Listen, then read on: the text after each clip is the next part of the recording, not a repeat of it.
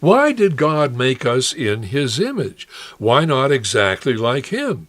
Well, we've learned that if God made the first man exactly like him, the first man, Adam, would have been the second God.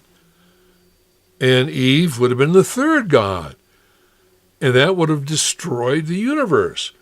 Not because Eve was a woman, but because there's only one God. This is a universe of onesies. There's no two of anything. It's exactly alike, occupying exactly the same time and the same space. It's all different. Until you get to quantum physics, by the way, and we'll discuss that way down the road, but quantum physics is one of the most amazing things going on today, and may be one of the ways in which God did miracles on earth. But that's all for later. All for later. Let's get back to the subject at hand. Why did God make us in the image? Well, he couldn't make us like him. So what does it mean to have been made in the image? So I consult my book, What Does the Holy Bible Really Say? And I go ahead and I'll give you about 6 approaches to that. Just as God has a creation, the entire universe, so he allows each man and woman to have their own creations their entire lives. Just as God is totally unique, one of a kind, so he has made each man and woman totally unique, one of a kind. Just as God is free to act according to his nature, he has made each man and woman free to act according to their natures.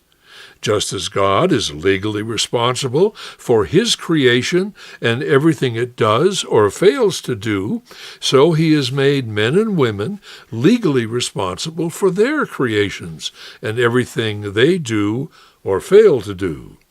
Just as God has thoughts, draws conclusions, and has a personality, so God has endowed each man and woman with the abilities to think, draw conclusions, and have personalities. And just as God created life where life never existed before, so he has made men and women able to create life where life never existed before.